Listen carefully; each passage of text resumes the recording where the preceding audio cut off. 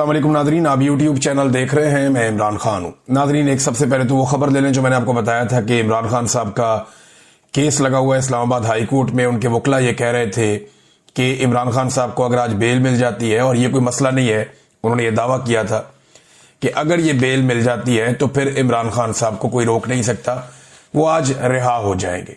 लेकिन हुआ क्या, जिसका खदशा था, जो मैंने आपसे कहा था कि जब तक इस्लामाबाद हाई कोर्ट में चीफ जस्टिस सरफराज डोगर साहब हैं, एस्टेब्लिशमेंट को या इमरान खान के दुश्मनों को कुछ भी फिक्रमंद होने की जरूरत नहीं है, क्योंकि डोगर साहब किसी भी लेवल तक जाएंगे एस्टेब्लिशमेंट को सर्व करने के लिए, ऐसा दिखाई देता है। हुआ यह कि जब इमरान खान साहब के केस की समाअत हुई, सबसे पहले तो यह है कि बाहर कर्फ्यू लगा दिया गया। इस्लामाबाद हाई कोर्ट में ऐसा लगता है कि मार्शल लॉ लग गया, और बाहर इजाफी नफरी पुलिस की तैनात, खारदार तारे और बड़ा बंदोबस्त किया गया। सहाफियों को और वकला को भी अंदर जाने से रोका जा रहा था।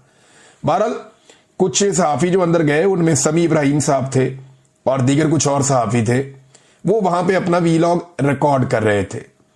जब वो अंदर अपनी खबरें देने में मसरूफ थे तो अमला आ गया और सिक्योरिटी वालों ने आकर उन्हें कहा कि जनाब, आप यहां पे रिकॉर्डिंग नहीं कर सकते। अब ये अदालत के बाहर वाला एरिया है, अहाते के तो अंदर है, सिक्योरिटी से अंदर है, लेकिन ये अदालत का वो एरिया है जहां पे नॉर्मली रिपोर्टर्स खड़े होकर अक्सर बातचीत करते हैं, और ये एक रूटीन है। वहां पे उन्हें कह दिया गया, जी आप यहां पे काम नहीं कर सकते। उन्होंने कहा, क्यों नहीं कर सकते? जी एसपी साहब का हुक्म है। उन्होंने कहा, जी एसपी साहब तो नहीं, यहां पे तो अदालत है, तो यहां तो जज साहब का हुक्म होगा। जी जज साहब ने कह दिया यहां कोई काम नहीं कर सकता। तो एक अजीब मार्शल लॉ लगा दिया गया। इसी हाई कोर्ट से इमरान खान साहब जो साबिक वजीर आजम है, उन्हें इसी अहाता अदालत से जबरी तौर पर अगवा किया जा सकता है। रेंजर्स वाले आके वो ये कर सकते हैं, लेकिन मीडिया यहां पे कवरेज नहीं कर सकता। ये मार्शल लॉ है और कुछ नहीं है। हुआ ये, जब समाज शुरू हुई तो पाकिस्तान तहरीक इंसाफ को बड़ी उम्मीदें थी। तो तहरीक इंसाफ को लगता था वो बात आज बन जाएगी, लेकिन पता चला कि जी प्रोसिक्यूटर अब बीमार है। और प्रोसिक्यूटर जो बीमार है ना, उसने कोई मेडिकल रिपोर्ट भेजी ना कोई और चीज भेजी, बस अचानक बता दिया जी प्रोसिक्यूटर बीमार है और वो नहीं आ सकता। नॉर्मली ये होता है कि बीमार हो तो जज एक आधे दिन की, 2 दिन की तारीख दे देता है कि ठीक है भाई कल आके पेश हो जाए, नहीं तो अपनी मेडिकल रिपोर्ट लेकर आए, नहीं तो फिर आप उनकी जगह किसी और को बोले वो पेश हो जाए। सरकारी है ना, तो सरकार का काम नहीं रुकता होता है। एक प्रोसिक्यूटर बीमार है, दूसरा आ जाता है। लेकिन पता चला जनाब के प्रोसिक्यूटर बीमार है, और उसके बाद इस बीमारी की बुनियाद पे जज साहब ने कहा, जी आज तो समाअत नहीं हो सकती। तो हम आपस में मशवरा करते हैं, मशवरा करके 5 मिनट में आपको बताते हैं अब करना क्या, अगली तारीख कौन सी है। तो वहां जो रिपोर्टर मौजूद थे, बाकी सबको लगा कि 1-2 दिन की तारीख दे देंगे जज साहब, बहुत ही कोई गेम डाल दी तो 3-4 दिन की, 5 दिन की दे देंगे। पहले ही ये केस 8-9 महीने के बाद लगा है। 8-9 माह के बाद लगने वाले केस को एक मरतबा फिर एक लंबी तारीख दे देगी 3 हफ्तों की। ये है जनाब इस्लामाबाद हाई कोर्ट में इंसाफ की सूरत हाल। अगर कोई रिटायर्ड जर्नैल आ जाए ना, तो 24 घंटों में ऑन डिमांड, यानी मनपसंद फैसला इंसाफ की सूरत में यह अदालत मुहैया कर देती है।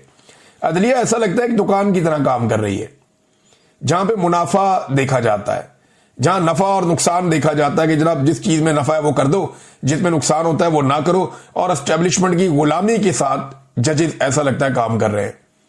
बड़ी बदकिस्मती है ये बात करना, लेकिन ये बात हो रही है। तो मैं आपको बता रहा हूं, इमरान खान साहब के ऊपर देखिए ना, एक और मामला भी है। ये सिर्फ एक केस नहीं है। जो तोशा खाना में इमरान खान साहब की बरीयत की दरखास्तें हैं, वो अब मुकर्रर की गई 7 अक्टूबर तक के लिए। यानी बरीयत की दरखास्तें 7 अक्टूबर तक के लिए मुकर्रर कर दी गई। वो इमरान खान साहब ने और उनकी वाइफ ने पहले किया हुआ था कि ये केस रोके, इसमें तो बरीयत बनती है। इमरान खान और बुशरा बीबी को सजा सुना दी जाएगी तोशाखाना 2 में। और अगला केस कौन सा आ जाएगा? वो आ जाएगा अलकादर वाला, जो लग जाएगा इस्लामाबाद में हाई कोर्ट में, और फिर उसके अंदर इमरान खान साहब को बेल दे दी जाएगी। लिहाजा इमरान खान साहब को अंदर रखने का पूरा बंदोबस्त पाकिस्तान की मिलिट्री एस्टेब्लिशमेंट ने किया हुआ है। इमरान खान साहब की जो वीडियो लिंक पे समाअत होती है ना, उस हवाले से भी एक डेवलपमेंट है मेरे पास। अब ये देखें आपके हालात कहां पहुंच गए हैं, और ये कह कौन रहा है? ये सलमान अकरम राजा साहब बता रहे हैं कि जनाब हमारे साथ हो क्या रहा है। वीडियो लिंक पे इमरान खान साहब की जो समाअत हो रही थी, उसके खिलाफ एक दरखास्त दायर कर दी थी पाकिस्तान तहरीक इंसाफ के इमरान खान साहब के वकला ने। अब वो समाअत होनी थी। अब जी समाअत के लिए वो कहते हैं जी हम वहां पे पहुंचे, और लतीफ खोसा साहब ने और सलमान अकरम राजा साहब ने इन्होंने सीनियर जज से मुलाकात की कि जनाब हमारी समाअत क्यों नहीं हो रही। तो एडिशनल रजिस्ट्रार को बुलाया गया, उसने आकर बताया कि जनाब फाइल गुम हो गई है। और जज साहब ने कहा जब तक फाइल नहीं मिलती तब तक समाअत नहीं हो सकती। हमें इस तरह की सूरत का सामना है। यानी आप अंदाजा करें कि कहीं पे प्रोसिक्यूटर बीमार हो जाता है, कहीं पे फाइल गुम हो जाती है, कभी जज बीमार हो जाता है, कभी जज छुट्टी पे चला जाता है। अगर इमरान खान के ट्रायल को तेज चलाना हो और इमरान खान जेल से बाहर हो तो रोजाना की बुनियाद पर अदालतें बुलाती हैं। लेकिन अगर इमरान खान साहब के मामलात को लटकाना हो तो ये सारे काम भी हो जाते हैं। कभी रात को 12-12 बजे तक मिलिट्री एस्टेब्लिशमेंट के इशारों पे केसेस चलाए जाते हैं, जेल के अंदर ट्रायल किए जाते हैं। और कभी जजेस 6-6 महीने 8-8 महीने केस सुनने के लिए मुकर्रर नहीं करते। ये इमरान खान साहब को अंदर रखने के लिए एक साजिश के तौर पे पूरा निजाम काम कर रहा है और हम ये होते हुए देख रहे हैं। ये तारीख का हिस्सा बन रहा है और अदलिया की तारीख मसख हो रही है। इस पे जो गोल मेज कॉन्फ्रेंस वकला की होनी थी सुबह, वहां पे बड़ी पुलिस भेज दी गई और वहां पे भी बड़ा दबाव बनाया गया जनाब कि ये गोल मेज कॉन्फ्रेंस जो है वो उसको सबोटाज किया जाए।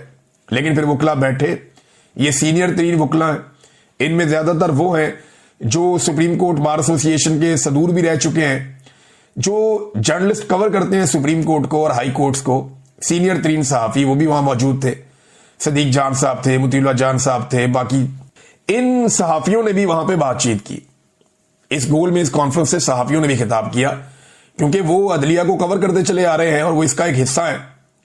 तो उन्होंने भी अपनी बातचीत की। इसमें 2-3 चीजें ना सदीक जान ने बड़ी जबरदस्त की और ये बातें बिल्कुल दुरुस्त है, अल्लाह ताला उनकी हिफाजत करे। नंबर 1 उन्होंने कहा जी कि अब पहले तो ये होता था ना वकील अच्छा कर लो, फिर होता था जी वकील करने की क्या जरूरत है, आप जज ही कर लें। तो अब जनाब कहा जाता है कि सेक्टर कमांडर के साथ आपका ताल्लुक हो तो फैसला आपके हक में आएगा। ये अदलिया की टोटल औकात रह गई है कि एक कर्नल या ब्रिगेडियर रैंक का बंदा जो है वो अब जजों की जो उनको बताएगा फैसला क्या करना है। ये हालात पैदा हो गए। नंबर 2 उन्होंने कहा जी कि जो वकला मायूस है ना और जो अदलिया की हालत हो रही है उसके लिए ये बड़ी जरूरत की सदीक जान ने, उसने सीनियर वकला के सामने बैठकर कहा कि इसके लिए आप सारे जिम्मेदार हैं, आप लोगों ने वक्त पे आवाज नहीं उठाई। और आज से चंद साल के बाद जब वकला ये देखेंगे कि अदलिया कितनी तबाह हो गई है तो उसके लिए वो जिम्मेदार इन जजों को नहीं ठहराएंगे, आपको जिम्मेदार ठहराएंगे। ये जिम्मेदारी आपके कांधों पर है। और ये गोल मेज कॉन्फ्रेंस यहां करने की बजाय आपको सुप्रीम कोर्ट ऑफ पाकिस्तान के दरवाजे पे होना चाहिए था, वहां पे ये बात करनी चाहिए थी। बड़ी इंपॉर्टेंट चीजें सदीक जान साहब ने कही। मुतीउल्लाह जान साहब ने बताया कि अदलिया पे किस तरह का खिलवाड़ हो रहा है। और इसके अलावा जो है वो एक स्टेटमेंट है, ये बड़ा इंपॉर्टेंट है। ये स्टेटमेंट है जनाब हामिद खान साहब का। हामिद खान साहब फरमाते हैं हमने पहले ही दिन कहा था कि 26वीं तरमीम के बाद इस मुल्क में ना आइन रहेगा ना अदलिया नाम की कोई चीज रहेगी। अडियाला जेल के बाहर पाकिस्तान तहरीक इंसाफ के लोगों ने इमरान खान साहब की बहनों के साथ धरना दिया और फिर रात गए उन्होंने धरना खत्म कर दिया। एक मरतबा फिर इमरान खान साहब की बहनों की या फैमिली की इमरान खान साहब से मुलाकात नहीं करवाई गई। इसी तरह से बुशरा बीबी की भी मुलाकातें रोकी गई हैं और इमरान खान साहब की भी मुलाकातें रोकी गई हैं। वजह सिर्फ एक है कि पाकिस्तान की जो मिलिट्री एस्टेब्लिशमेंट है वो ये नहीं चाहती कि इमरान खान साहब का कोई पैगाम आजकल के दिनों में जेल से बाहर आए, क्योंकि फील्ड मार्शल आसिम मुनीर साहब की ब्रांडिंग पे बहुत ज़्यादा काम हो रहा है। मुख्तलिफ जगहों पे उनके बारे में खबरें छपवाई जा रही हैं, बहुत कोशिश की जा रही है। वो खुद भी बहुत ज़्यादा ट्रैवल कर रहे हैं। फिर उन्होंने जिस तरीके से डोनाल्ड ट्रंप से ताल्लुकात बनाए, आलमी सतह पे उन्होंने ताल्लुकात बनाए, फिर मौलवी इकट्ठे करके जिस तरह के बयानात मौलवियों से दिलवाए गए, ये सारा एक ब्रांडिंग का एक प्रोसीजर है जिसके ऊपर कोशिश की जा रही है कि मैक्सिमम ब्रांडिंग की जा सके फील्ड मार्शल आसिम मुनीर की। लेकिन ग्राउंड पे कुछ है नहीं। अगर आप देखें कारकर्दगी तो वो तो जीरो है। सिर्फ पाकिस्तान एयरफोर्स ने इंडिया के तैयारे गिराए और एक मार्के में पाकिस्तान को फतह नसीब हुई है और उस पर फील्ड मार्शल बन गए आसिम मुनीर साहब। उसके अलावा और कोई चीज पाकिस्तान नहीं कर पाया। और वो ये कहती है कि पाकिस्तान तहरीक इंसाफ ने तो मुज़ाकरात करने ही नहीं। इमरान खान साहब ने यह कहा था कि फैसला सड़कों पे होगा, क्योंकि मुज़ाकरात किसके साथ करेंगे? शहबाज शरीफ के साथ करेंगे। वो इमरान खान की मुलाकात नहीं करवा सकते। यानी शहबाज शरीफ साहब ने बाकायदा एक स्टेटमेंट जारी किया मुज़ाकरात के हवाले से और उन्होंने मशरूत पेशकश की मुज़ाकरात की अपोजिशन को। उन्होंने कहा जी बिल्कुल ठीक है, मुज़ाकरात होने चाहिए और मुज़ाकरात के लिए हम तैयार हैं, हम पीटीआई के साथ मुज़ाकरात कर लेते हैं, लेकिन साथ ही उन्होंने ये कहा कि जनाब ये शराइत हैं, पुरअमन रहेंगे, एहतजाज नहीं करेंगे, ये नहीं करेंगे, वो जो शराइत हुकूमत की होती है नॉर्मली, उन्होंने कंडीशंस लगा दी। दूसरी जानिब अभी पाकिस्तान तहरीक इंसाफ का तो कोई रद्द अमल बाकायदा मेरे पास मौजूद नहीं है, लेकिन जो डायलॉग कमेटी है, जो नेशनल डायलॉग कमेटी, ये फवाद चौधरी साहब और इमरान इस्माइल साहब, जिन लोगों ने पाकिस्तान तहरीक इंसाफ को छोड़ा था, उन लोगों ने भी अपनी एक कमेटी बनाई हुई है। तो इन लोगों ने भी रद्द अमल दिया। इन्होंने कहा जी बड़ा खुश आइंदा, बड़ी अच्छी बात है, खैर मकदम करते हैं इसका, लेकिन फौरी तौर पे हुकूमत खैर सगाली के तौर पे जो कोट लखपत जेल के अंदर बेगुनाह कैदी हैं उन्हें छोड़ दे। तो जो अडियाला के अंदर कैदी है वो गुनाहगार है, इमरान खान की अहलिया और इमरान खान गुनाहगार है। इमरान खान की बीवी का कसूर सिर्फ इतना है ना कि वो इमरान खान की बीवी है, और क्या कसूर है? ना उसने कभी सियासत की, ना उसका किसी और चीज से ताल्लुक है। मैं आपको गारंटी करता हूं कि जितने तोहफे नवाज शरीफ की बीवी ने उठाए हैं तोशा खाना से, इमरान खान की बीवी ने उससे आधे भी नहीं उठाए होंगे। बेशुमार और वज़राए आज़म आए जिनकी बीवियां तोहफे उठाती नहीं तोशा खाना से और पैसे जमा करवाते रहे, और तोहफे आज कहां है तोशा खाना वाले, किसी को पता ही नहीं है।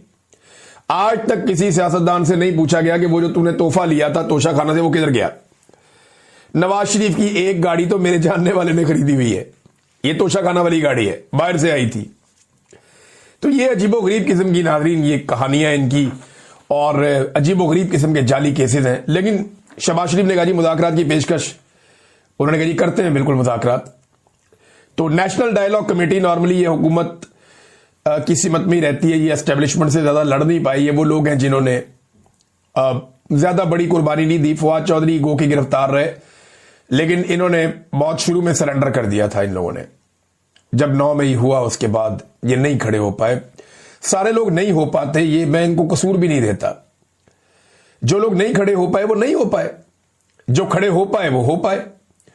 ये तो अपनी अपनी इस्तात की बात है ना, अपनी अपनी हिम्मत की बात है, अपने अपने सियासत के बारे में सोचने की और अपने अपने अंदाज की बात है। कुछ लोगों को यह भी लगा कि इमरान खान की कहानी अब खत्म हो गई, बस अब इमरान खान किस्सा पारीना हो गया, ठीक है जान छुड़ाओ। लेकिन जब वक्त के साथ साथ उन्होंने देखा कि इमरान खान तो भाई सियासी तौर पे एक अबदी हैसियत हासिल करता जा रहा है पाकिस्तान की सियासत में, तो उन्होंने कहा जी वापस पीटीआई। अवाम और फौज के दरमियान जो बदएतमादी है वो पैदा हो चुकी है, और उसकी वजह लगातार मिलिट्री एस्टेब्लिशमेंट की सियासत में मुदाखलत करने की पॉलिसी है। मुल्क में सियासी इस्तेहकाम नहीं है, गुर्बत बेरोजगारी में कई गुना इजाफा हो चुका है, महंगाई में कई गुना इजाफा हो चुका है, जबकि लोग पाकिस्तान छोड़ छोड़कर बाहर जाना चाहते हैं। सरमायाकारी कोई पाकिस्तान में लाने के लिए तैयार नहीं है। पीआईए को इन्होंने बेचा, वो क्या हालत हुई मैं आगे चल के आपको बताऊंगा। लेकिन इस ब्रांडिंग को बचाने के लिए इमरान खान साहब और उनकी अहलिया को जेल में मुलाकातों पर पाबंदी लगा के कोई भी पैगाम बाहर ना आए, इसका बंदोबस्त किया गया है। लंदन में भी जो ओवरसीज पाकिस्तानी है, उन्होंने शहजाद अकबर साहब ने इसको लीड किया था।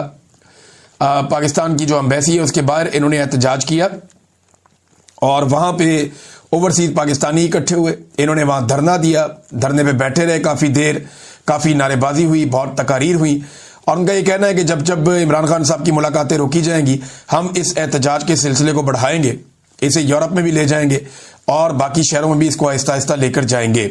तो ये पाकिस्तान तहरीक इंसाफ की जानिब से शहजाद अकबर साहब ने और आईएसएफ के लोगों ने इसको एहतजाज को लीड किया था। तो ये आगाज हो गया है बरतानिया में भी एहतजाज का।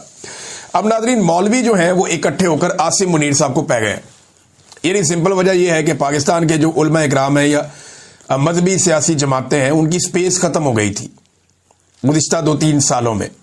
खासतौर पे आसिम मुनीर साहब के दौर में उन्हें मौका ही नहीं मिला, क्योंकि इमरान खान साहब पे जुल्म और जबर इतना ज्यादा हुआ कि सारे लोग इमरान खान साहब के साथ खड़े हो गए।